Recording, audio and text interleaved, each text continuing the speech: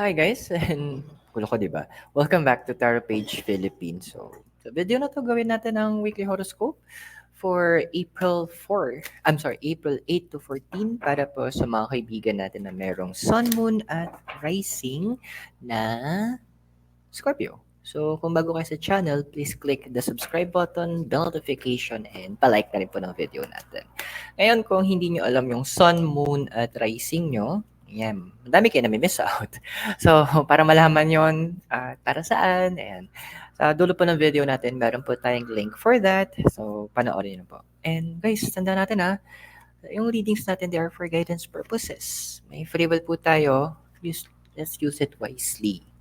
Okay, so shuffle natin. So, tingnan natin. So, we'll be doing the Celtic Rose. Ayan. Kamusta na ba mga Scorpio? Ang bagal ko magbalasa. Naubos yung oras ko. By the way, for private readings and spell works, message nyo ako sa Tarot Page Philippines Facebook page para makontak nyo ako. Okay, so kamusta ka na ba, Scorpio? Ang hirap na malitang mesa. Okay, so how are you?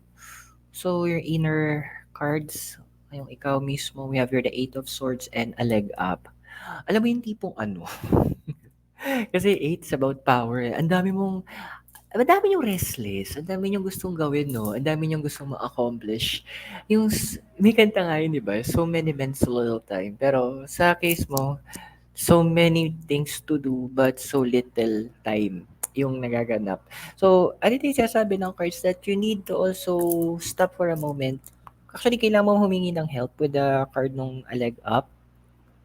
Sinasabi ng cards na to na sometimes you need help as well.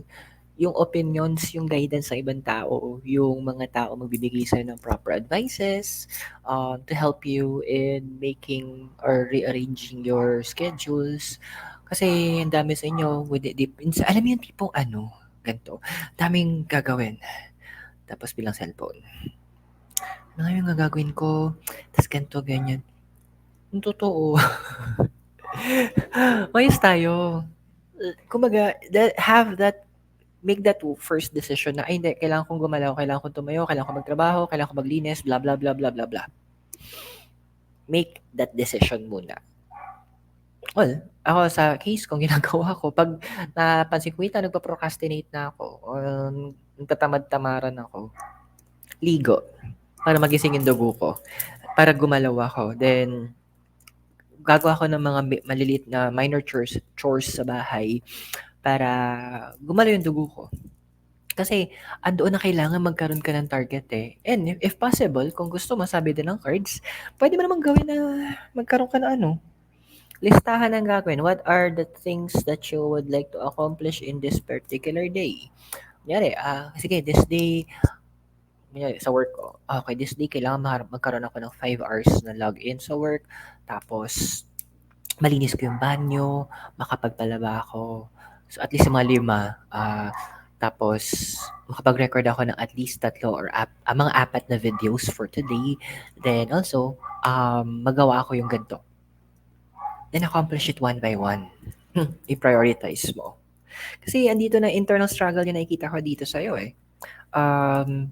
It's something that you need to work on yourself. Diba?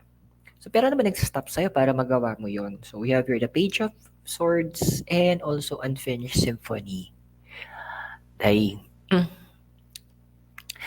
may tinatawag tayong prioritization. May tinatawag tayo na check mo kung ano yung mga kailangan mo, ano yung mga uunahin mo, ano yung mga kailangan mong bigyang pansin. The first step is to make sure that your mind is clear. Yun yung cover card mo. Ang dami mong sinasabi sa ibang tao na ito yung gusto ko, ito yung plan ko, this is what. But, hindi natin nakikita nagkakaroon ka ng movements. Planning without action, it's dead. Yun yung isang bagay. Tandaan mo ha, Scorpio. Kasi, importante din na, alam mo yun, yes, if you know what to do, naisulat ako ano yung ano na yun, yung theory na yun, hindi ko alam kung theory ba tawag dun, na kapag naisulat mo yung problema, naisulat mo yung problema, na-describe mo yung problem, na-resolve mo na yung 50% ng problema kasi na-identify mo. That's why sabi ng unang cards nga, na kung alam mo yung ipa-prioritize mo, then you are able to solve 50% of it na. Kasi alam mo na yung uunahin mo, alam mo na yung gagawin mo, alam mo na yung ipa-prioritize mo, alam mo na yung mga kailangan magawa mo for the day. Then if you have enough time, then gawin mo pa. Kuha ka pa, dagdag ka pa ng mga ibang kailangan gawin.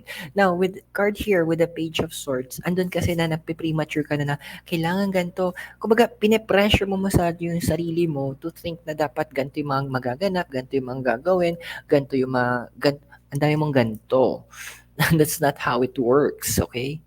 Kasi andoon na kung hahayaan mo na mapunta ka do'n sa part na 'yon, ay ma'am, gulo talaga. Magkakaroon ka ng ikaw din yung mahihirapan, ikaw din yung mapapagod. Kasi hindi mo kumbaga, yung punches mo, bahala na kung saan tumama. So, at the end, pagkatapos ng araw, pagkatapos ng linggo, wala ka din na-accomplish. Okey? Scorpio, ikaw talaga. Ano bang ano mo, crown mo? So we have here is the Three of Swords and Breathe. So,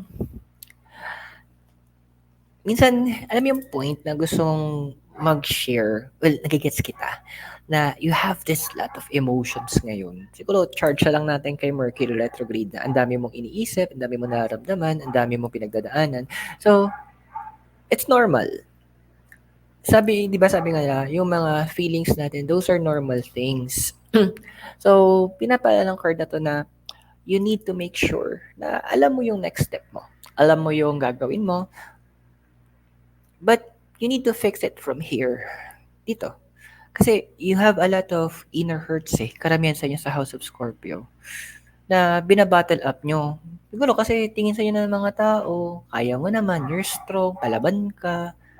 Pero gusto ko yung kanta ni ano eh, ni Gary Valenciano.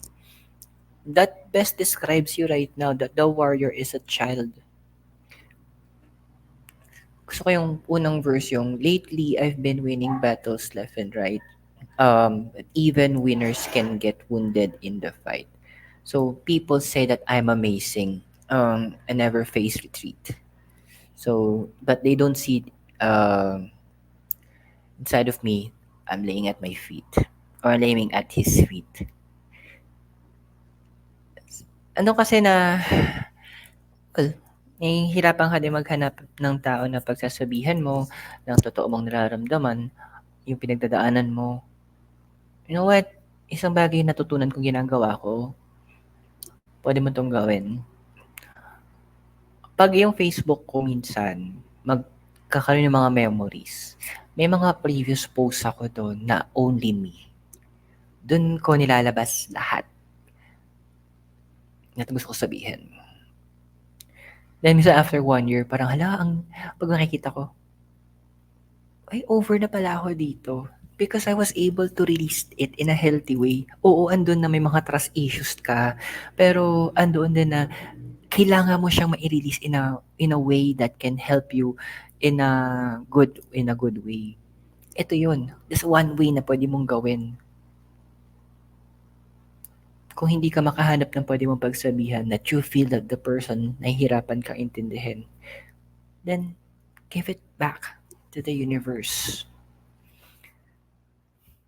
And don't worry, in one way or the other, maintindihan din in the long run. It may not be now, but you will. It will. Okay? So, ano ba ang sinasabi ng foundation mo? So, we have here is the Ace of Cups and the number 24, time for a nap. Yes, water elemental ka. Doon tayo sa point na yon. That's a fact. Pero, ang fears mo pa rin, no? So, pinapala ng mga cards na to na these two cards, your foundation cards, na hindi kasi sa lahat ng pagkakataon na ano, na paano ba ito put into words? Na kailangan mong hayaan yung emotions mo ang mag-rule. So, sometimes you need to make rough decisions eh. Sa lahat, sabi nga parang dapat nga daw ang Scorpio is fire sign kasi napaka-fierce natin. There's nothing wrong with that. Walang masama doon, Scorpio.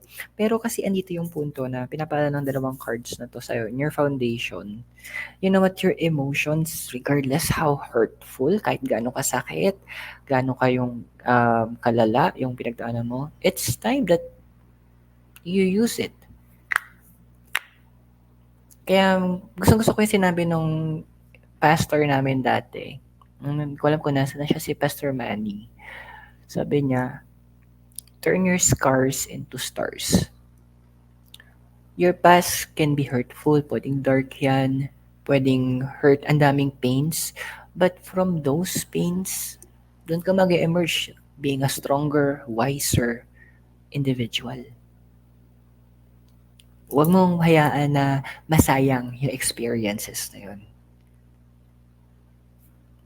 Ano ba yung recent past mo? Okay, so we have here is the Knight of Cups and Mending. Well, season of healing mo talaga din no? Scorpio. It's time for you to, kumbaga ito yung moment na kung saan, this is where it all starts. Yung pinaka center being mo. This is where everything will be happening.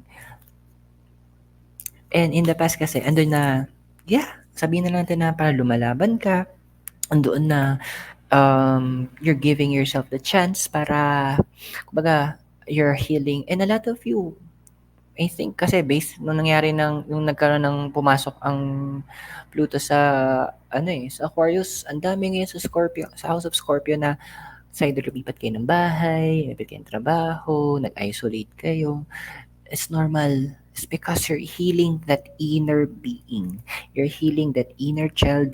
You're focusing and making sure na ma-mend yun. Kasi negative experiences, kung hindi natin to haharapin, natin bibigyan to ng chance para maayos, ang ending nito, parang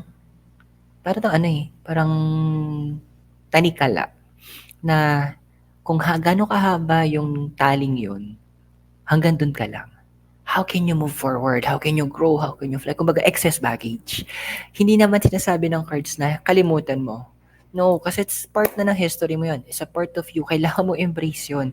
But as you embrace that past, those negative things, kunin mo yung wisdom. Tingnan mo yung past from your present self na. Kasi nung time na nangyari yun, sabihin natin immature ka, mahina ka, hindi mo alam, compared sa ngayon. But now you are wiser, you're stronger. Embrace that part of you. At huwag ka magagal sa younger self mo. Kasi iba sinisisi, kasi ang hina ako dati, ganyan. History na siya, wala tayong magagawa. The past, we cannot rewrite it. But what you can do, ang pwede mong gawin is kunin mo yung mga natutunan mo mula doon. Kunin mo yung mga kailangan mo malaman para to make yourself a better person today na magkakaroon ng positive impact in your future. Okay? So, ano bang pwedeng maging ikaw in the future? So, we have here the Two of Pentacles and Come to the Edge. Hi! Ito lang masasabi ko sa'yo. Yung development as you are, Scorpio, it's something worth the wait. It is something worth the wait. Kasi andun yung punto na with the two, it's about balance and person. Hoy, wait lang! Bakit may pa-love life? Hindi ko na napansin.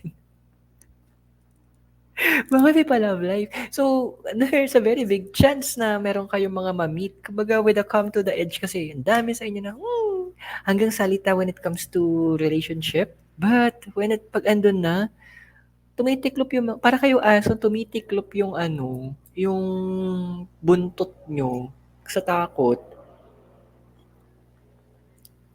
O yun, matetest ka ngayon. So, na-stress ako dito. Na-stress akong bigla. So, it's okay. Kasi, you know what? Kasi everybody deserves to be happy. And, of course, andun pa rin, nagamitin mo yung wisdom mo, ha? Huwag naman kasi pinakitaan ka ng affection, ganyan, importansya, wapak, bigay na lahat. No. Know your value. Know your worth. Know as well kung ano yung kailangang, kumbaga, boundaries. Huwag naman tayong bigay bataan agad, di ba? Kasi hindi naman maganda yon. It's not healthy. It's not good. Nor hindi siya self-reliance. Okay? Na-stress akong bigla. Ano ba natin yung emotional environment mo? Okay, so we have your temperance and observer. Eto ha, may papaalala lang ako sa'yo. Hindi dahil nangyari kay Pedro ay dapat mangyari ulit kay Juan. Meron laging difference kasi the universe works in different ways about isa sa atin. So ngayon with your emotion, yes, andun yung point na you're trying to balance things up. Andoon na tinitingnan mo, ay, eto ba yung para sa akin? Is this what really is I need for myself or what not? Wag ano kalma-kalma lang. Kasi minsan nagkakaroon ka ng fear, eh kasi nangyari to kay ganto, baka sa akin din. Psst, wag ganon. Iba yung nangyari sa kanya. Iba sa'yo. You're totally different person. You're a totally different person. Okay? Kasi ando to with tas you're observing. Maganda yun. You're observing as well kasi inaalam mo na baka mamaya this part parang iniintindi mo na sa emotional aspect na, okay, so ito yung naging maling desisyon niya, so hindi ko gagawin. Good yon. Pero, warning lang ha, hindi dahil nakikita mo na, parang magkakaroon ka ng thinking na, oh my gosh, baka sa akin mapunta yon or it may develop into something like myself, blah, blah, blah. Set aside mo yung emotions mo. Medyo maging logical thinker muna tayo, okay? Wag nating, kalmahan muna natin yung sarili natin. Kasi actually, hindi pa ako makamove on dito. Kaya naku-curious tuloy ako kung ano yung last pair of cards. Tingnan natin yung physical environment mo. Ay, ang cute. So we have here the High Priestess, tsaka number 3, Between Worlds. So, ano ba yung gustong sabihin sa'yo in your physical realm? Well, isolation is good, learning is good, yung punto na mag-isa ka lang, that's very nice. And siguro meron yung hindi ko alam kung saan, pero merong verse sa Bible, sabi doon, "Be still and know that I am God." So andoon na gustong ipaalala sa'yo ng universe na kumalma ka. Kumbaga andun yung punto na minsan kailangan mo mag-shut up, minsan kailangan mong tumigil, minsan kailangan mong 'wag maaning-aning kasi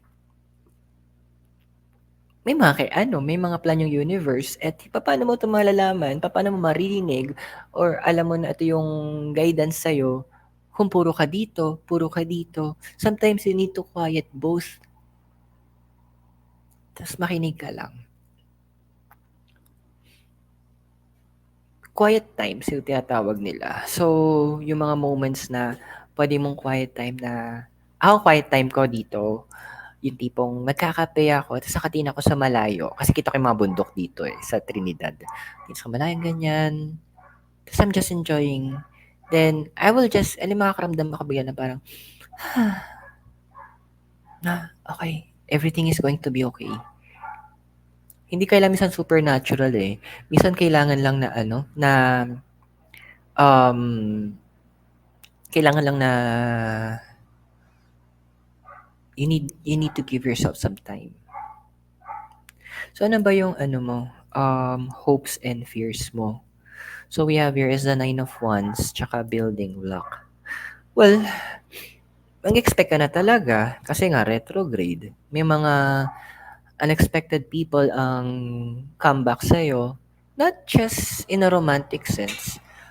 Andun yung punto na mga taong pwedeng sabihin natin, naging disappointment sila sa'yo. Mga tao na nagkaroon ka ng mataas ng pangarap para sa kanila, ang taas ng hopes mo para sa kanila, pero alam mo yun, dinisappoint ka lang. Andoon na parang nilaglag ka, yung mga pinaghirapan mo hindi nabigyan ng importansya. I feel you. Mahirap talaga, masakit. And may mga maghihingi ng second chance. But you know what? Hindi ka required magbigay ng second chance. Andun tayo na we are required to forgive para sa kapayapaan natin, para sa healing natin, for our own release. pero hindi naman requirement na ibalik sa dati. This is a time kung saan yung hope mo is for the boundaries to be fully established. It's time naman na makahinga ka. It's time naman na ma-focus mo yung mga kailangan mong bigyang pansin. And that is, unang-una, makinig ka sa universe. Because this last card is your possible future. Ayan na nga eh. Hi! The Ace of Pen... Ace of Wands tsaka number 32 here and now. Magkukulong talaga ako sa bahay. Okay. Sabi ka ng sabi, Scorpio, ayaw mo ng romantic connection. Sabi ka ng sabi na hindi mo kailangan to. Sabi ka ng sabi na you're good being alone, you're good on your own. Pero paalala lang sa'yo, no man is an island. Hindi ako magtataka yung may mga sun moon at rising dyan that you will have new connection. However, mostly to possible to on a romantic basis. Pero wag nating ipako doon ha. This can all, ito kasi pwedeng mag-mean din to ng connections that will make you grow. Pwedeng business connections to, pwedeng connections to in terms of learning, mentoring, pero mas malaki yung chance that it will be for romance. So, be still. Kalma lang ha. Huwag mo naman i-overplan. Kasi sometimes, again, the universe will work in mysterious ways. Yung akala natin hindi tayo ready, akala lang natin yun. But the reality is, you are ready. As the universe determines.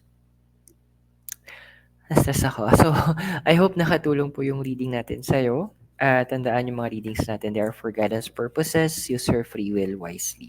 And kung bago po kayo, please don't forget po to click the subscribe button, bell notification, and pa-like na rin po. At for private readings and spellworks, message nyo ako sa Tarot Page Philippines sa Facebook page. So guys, maraming salamat sa inyo. God bless. Namaste. Hare Krishna and blessed be. At naway magkita kita tayo very soon. And on the way here from La Trinidad, Benguet, thank you so much and be safe. Have a great day po. Goodbye.